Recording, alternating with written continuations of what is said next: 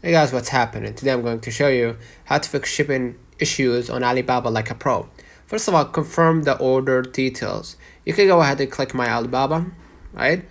And go and browse your like, let me find it, the orders, or manage my orders. I can click the settings here, not here. So let me, yeah, you can see coupons, shipping address, yeah, my orders from here, excuse me. And you're gonna be able to double check the shipment terms, address, and order specifications before finalizing. Or before you buy the item, you can go at the cart, right? Before you buy it directly, you're gonna be able to hit the checkout and add your, or double check from your for your information. Okay. Next, track your shipment.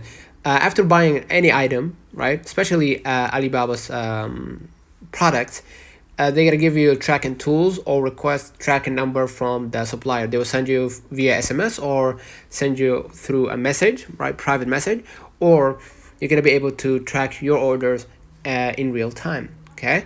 Next, communicate with the supplier. You can go ahead to any item, for example, and send an inquiry or chat with the supplier. Now, if any delays or issues arise, contact them directly via Alibaba's chat or email if they have an email. Okay.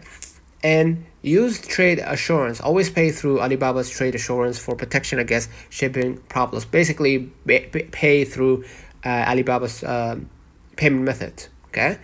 And open a dispute if necessary. If the supplier fails to resolve the issue, file a dispute via Alibaba's resolution center. You can go ahead and click the the headphone, the headphones at the top, right? And start talking with the supplier to help you out with help you out with your order. You can just go ahead and click the live chat. Okay. And basically check the import regulations, right? Ensure compliance with customs and import rules in your country to avoid unexpected delays. So I'm gonna type, for example,